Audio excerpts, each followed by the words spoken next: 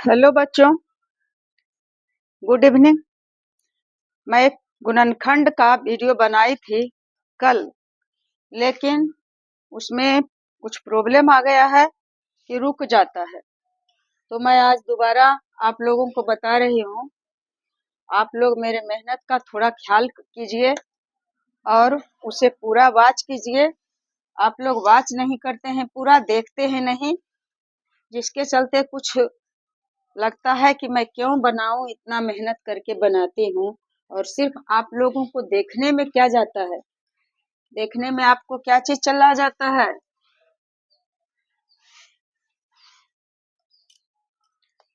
अपने तरफ से मैं कोई कसर बाकी नहीं रखती हूँ समझाने में, खास करके लॉन्ग वीडियो में। लेकिन लॉन्ग वीडियो आप लोग नहीं देखते हैं, उसमें बहुत कुछ छूटा हुआ रहता है। शॉर्ट वीडियो में सिर्फ टाइम को देखते हैं और टाइम के अनुसार बताते हैं। अगर टाइम से हो जाता है ओवर तो फिर वीडियो कट जाता है और पूरा उसका आंसर नहीं दिख पाता है। तो इसका प्रॉब्लम ये होता है। परंतु लॉन्ग वीडियो बनाती ही तो आप लोग देखते ही नहीं हैं, जिसके कारण अधूरा ज्ञान रहता है। तो आज मैं बीज गणित का कुछ टॉपिक बताऊंगी। बीज गणित कहते हैं किसको, अंक गणित कहते हैं किसको, रेखा गणित कहते हैं किसको, ज्यामिति कहते हैं किसको, यह सब के एक टॉपिक है। तो हम लोग अंक गणित का मतलब क्या होता है, अंक से 1 2 3 4 5 6 7 8 9 और 0, इतना 1 2 3 4 5 6 7 8 9 10, यानी 10 अंकों से जो गणित बनता है, जितनी संख्याएं बने, जोड़ घटाव गुना, चाहे तो वह रहे दशमलव का जोड़ घटाव गुना, या तो रहे भिन्न का जोड़ घटाव गुना, या रहे क्या चीज, एक एक नियम या असाधारण ब्याज, चाहे तो कुछ रहे, तो अंक से जो बनता है अंक गणित रहता है। और बीजीय गणित, बीज गणित कहते हैं क्या चीज, जो जिसमें 1 2 3 न ही रह करके, जैसे 1 और जोड़ 2 बराबर हो गया 3, यह हो गया कौन, अंक गणित। यह अंक गणित का उदाहरण है। लेकिन अगर a और जोड़ b a, तब क्या हो जाएगा, इसको जोड़ेंगे तो हो जाएगा 2a, ये हो गया बीज गणित का जोड़। या कौन गणित का जोड़ हो गया, बीज गणित से आया निकल करके। तो a b c d e f g h i j k l m n o p q r s t u v w x y z, यह जो 26 लेटर्स हैं, इनसे सिंगल रहे या तो इसमें जो अंक है यह मिला हुआ रहे, तो जो मिक्स हो करके या सिर्फ ABCD से जो बनता है उसे कहते हैं बीज गणित। और बीज गणित में चाहे तो जोड़ भी रह सकता है, घटाव भी रह सकता है, गुना भी रह सकता है, भाग भी रह सकता है। तो आज हम लोग बीज गणित स्टार्ट करते हैं। बीज गणित में पहले, बीज गणित का सब कुछ सीखने के पहले मैं कुछ हल्का फल्का बताई भी थी और बताऊंगी भी। तो बीज गणित में कुछ कुछ खास टॉपिक है, उसे जानना बहुत जरूरी रहता है। कि जैसे घातांक, बीज गणित में घातांक अगर है कि m पर पावर n, तो इसका मतलब क्या हुआ, बीज गणित से m पर पावर n, और अगर 2 पर पावर 3 दे दिए तो यह क्या चीज है, अंक गणित का है। और या तो अगर 2m पर पावर दिया हुआ है 3, तो यह भी बीज गणित से है। यह चर और अचर संख्या दोनों से मिला हुआ है। तो बीज गणित जो होता है चर संख्या से जो बनता है वह बीज गणित में आता है, और अचर संख्या से जो बनता है मैथ, वह अंक गणित में आता है। अचर संख्या अर्थात 0 1 2 3 4 8 5 6 7 8 9 से बनी हुई संख्या से जो बनता है वह ये हो गया अचर। जैसे 1 का मान कहीं भी नहीं बदलेगा, 2 का मान कहीं भी रहेगा, 2 ही रहेगा, लेकिन a का मान कभी आ जाता है 2, a बराबर कभी आ सकता है 3, x बराबर कभी आ जाता है 5, तो x का मान कभी आ जाता है 6। तो यह बदलता है, इसीलिए इसको चर संख्या कहते हैं। और अंक गणित में 1 2 3 4 ये सब जो संख्या से बनता है वह अचर कहलाता है। चर संख्या और अचर संख्या, संख्या को 2 भागों में बांटा गया है, चर संख्या और अचर संख्या। अब चर संख्या किसमें आ गया, बीज गणित का अंग हो गया, और अचर संख्या अंक गणित का अंग हो गया।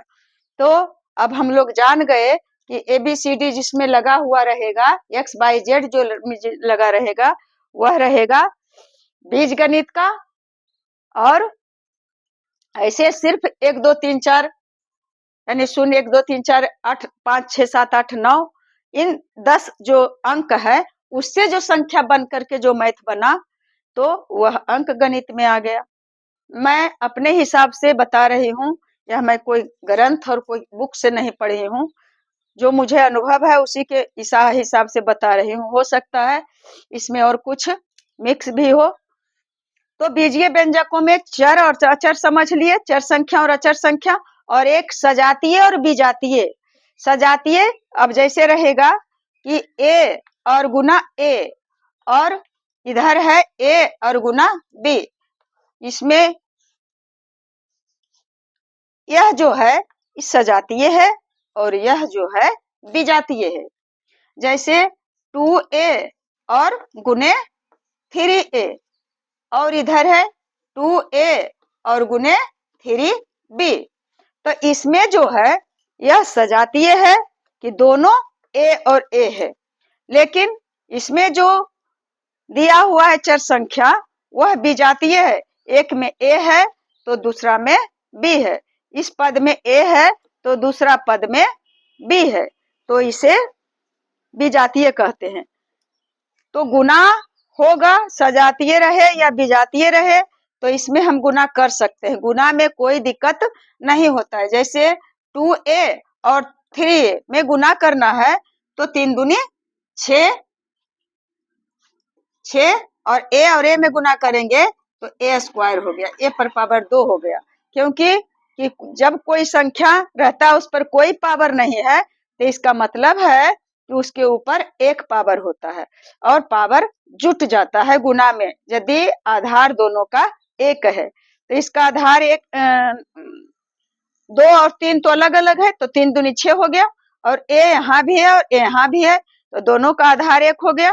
तो a पर पावर 1 और 1 दोनों को जोड़ दिए तो a पर पावर 2 हो गया। और यहाँ दिया हुआ 2a और गुने 3b, तो गुना तो कर ही लेंगे, गुना करने में कोई दिक्कत नहीं है। तो 3 दूनी 6 और a और b सिर्फ सिंगल रह गया, क्योंकि a अकेले है और b अकेले है। उसी तरह से गुना में ऐसे होता है, लेकिन जोड़ में इस तरह से नहीं होगा।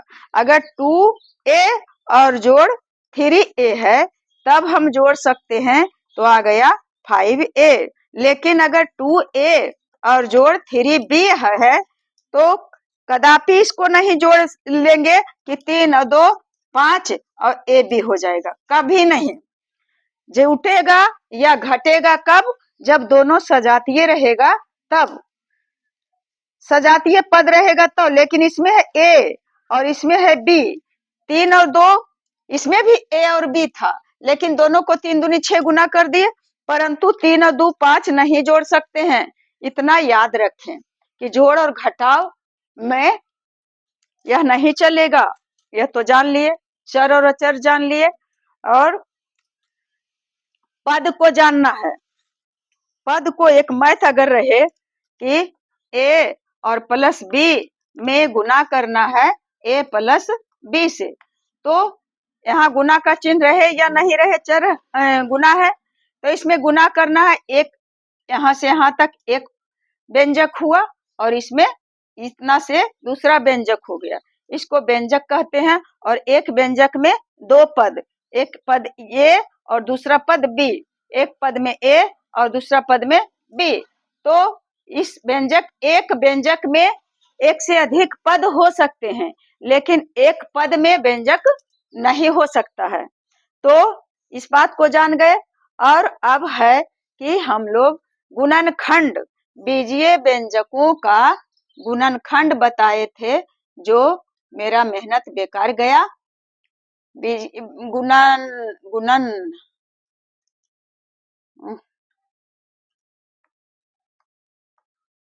गुणनखंड,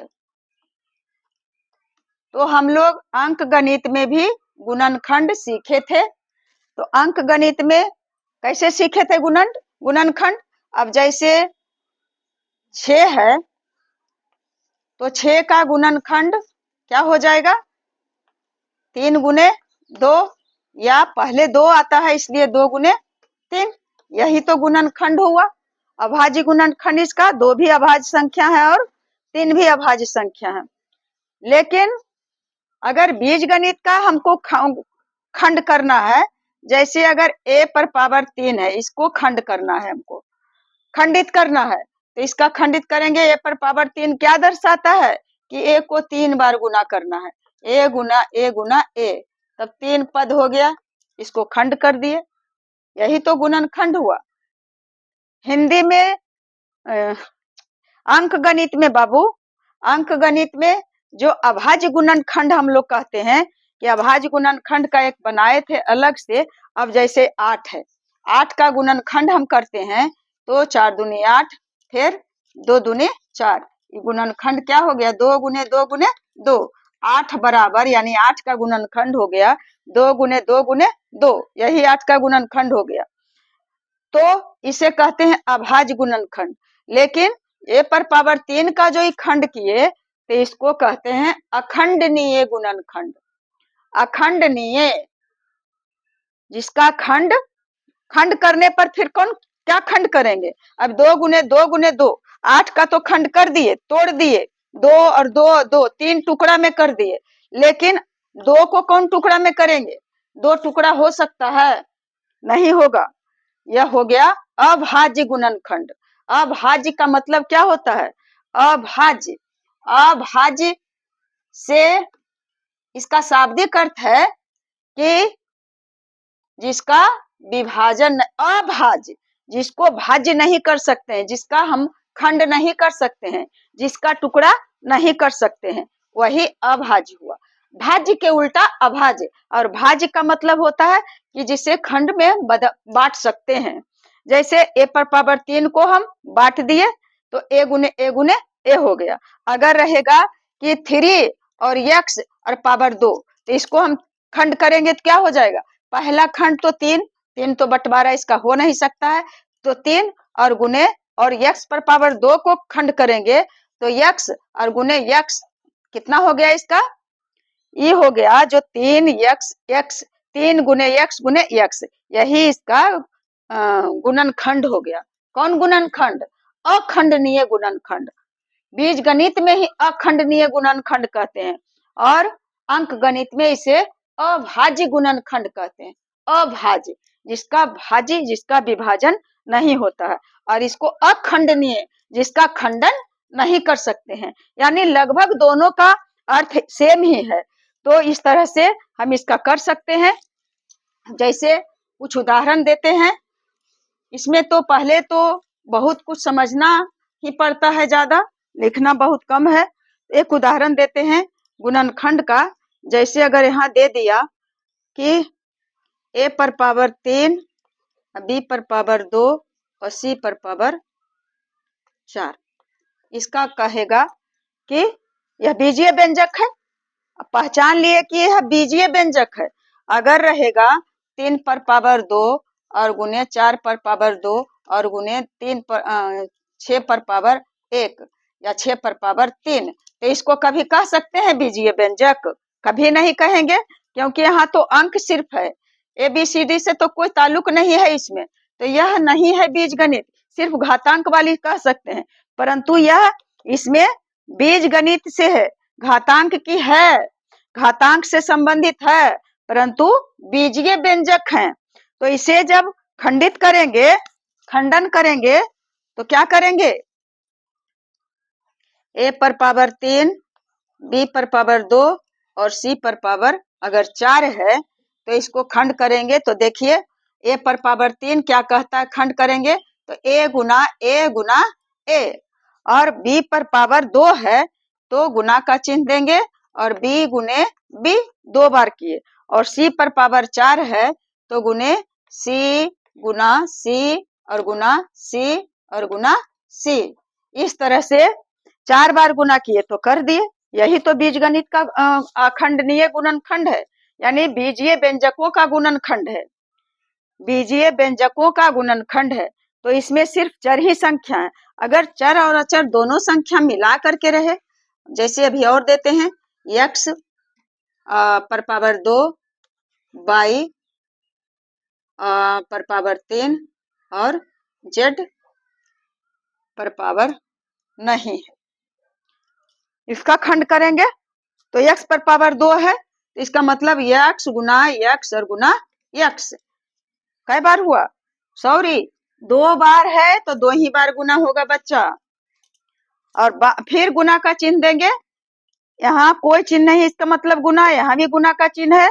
तो बाई पर पावर 3 है तो बाई गुना बाई, और सी जेड पर पावर कुछ भी नहीं है, इसका मतलब जेड पर पावर 1 है तो गुना सिर्फ जेड एक ही बार होगा। पावर 3 था तो 3 पर पावर 3 बार हुआ बाई, एक्स पर 2 था तो एक्स 2 बार गुना किए और खंड करके इतना लंबा कर दिए। यही हो गया इसका गुणनखंड। अगर रहेगा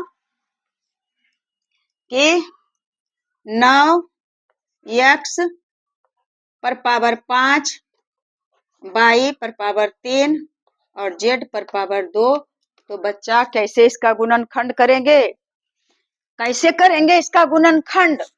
तो सबसे पहले तो अंक, इसमें अंक भी मिला हुआ है, बीजीय व्यंजक सिर्फ नहीं है, इसे भी बीजीय व्यंजक ही कहेंगे, परंतु इसमें अंक दिया है तो पहले अंक जो है तो उसके मुताबिक इसका खंडन कर देंगे।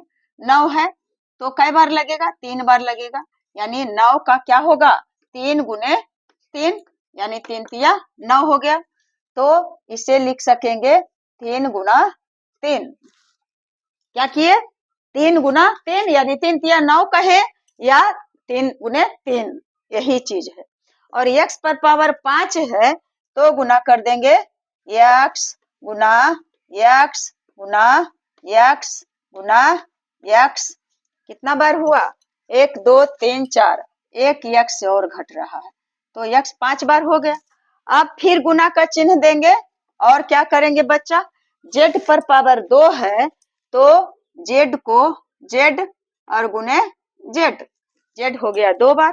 तो कोई बात नहीं है कि 2 ही 3 पद का होना चाहिए, पद चाहे जितना भी हो एक व्यंजक में, तो सभी का गुणनखंड इस तरह से करेंगे। अगर रहेगा कि 15x और y स्क्वायर और z3, इसका खंड करेंगे तो क्या करेंगे, पहले जो यह घातांक वाला जो चर संख्या है इसका तो आप समझ ही गए, लेकिन 15 है तो इसका खंड कैसे करेंगे, 2 से तो नहीं कटेगा, 3 से, 3 पचे 15 यानी 3 गुने 5, 3 पचे 15, तो 15 को लिख सकते हैं 3 और गुने 5 और खंड करके, और गुने x सिर्फ है तो सिर्फ x दिए, और y पर पावर 2 है तो गुने y और गुने y, 2 y कर दिए, और फिर गुना का चिन्ह देंगे और क्या करेंगे, z पर पावर 3 है तो z गुना z और गुना z। कितना बार किए 3 बार कर दिए, इसे 2 नहीं समझेंगे, z है। अब 5 में अगर दिया हुआ है क्या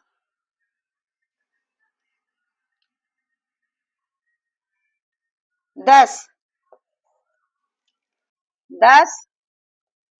x पर पावर 3 और y पर पावर 2, बस क्या करेंगे 10 का तो 2 बार लगाएंगे, 5 दूना 10, तो यह हो जाएगा 2 गुने 5, इसका खंड किए तो 2 गुने 5, इसका तो कर लिए। अब गुना x पर पावर 3 है, तो इसका मतलब है x गुना x गुना x। इसमें कोई है थोड़ा सा भी सेंस लगाने का? एक बार यदि समझ जाएंगे तो कुछ भी दिक्कत नहीं है। फिर 22 पर पावर 2 है तो गुना कर देंगे 22 और गुना 22, हो गया। यही तो करना था गुणनखंड। अगर और है, मान लिया कि 20 है, 20 a पर पावर 3, b पर पावर 4 और c पर पावर 2। इसको खंड कर देंगे तो 20 को खंड करेंगे तो कितना आ जाएगा? 20 में 2 से लगा दिए तो 10 दूना 20, फिर 2 से लगा दिए 5 दूना 10। अब नहीं खंड होगा, यानी 2 गुने 2 गुने 5, 2 दूनी 4 और 4 पचे 20 कर देंगे। 2 गुना 2 गुना 5, इतना 3 गुणनखंड किसका हो गया? तो 20 का हो गया। और अब a का पर पावर 3 है तो इसका करेंगे a गुना a, यानी 3 बार कर दिए a को। और b पर पावर 4 है तो कर देंगे b गुना b, यानी हो गया b पर पावर 4 है बच्चा, तो 4 बार करना पड़ेगा। मेरे जैसा कंफ्यूजन में नहीं रहिएगा। 4 बार किए तो कर दिए। उसके बाद c पर पावर 2 है तो c और गुना c 2 बार कर दिए। देखिए 20 a पर पावर 3, b पर पावर 4 और c पर पावर 2, तो 2 दूनी 4, 4 पचे 20 आ गया। a पर पावर 3 है तो a गुना a, फिर b पर पावर 4 है तो b गुना b गुना b गुना b, फिर c पर पावर 2 है तो c गुना c। इस तरह से गुणनखंड करते हैं। इसका और आगे हम ले चलेंगे, इसे अखंडनीय गुणन, यानी ये जो गुणनखंड किए इसका और ये अखंडनीय है, फिर इसके खंड को हम खंड नहीं कर सकते हैं। यह अखंडनीय गुणनखंड है।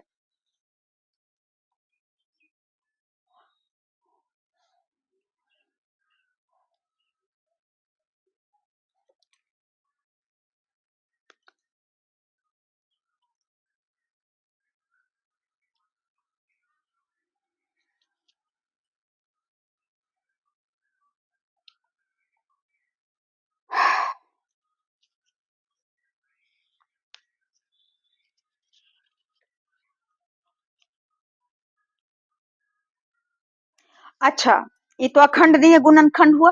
मान लिया कि एक संख्या आपको दे दे 12, तो इसे आप कर दीजिएगा 2 गुना 6।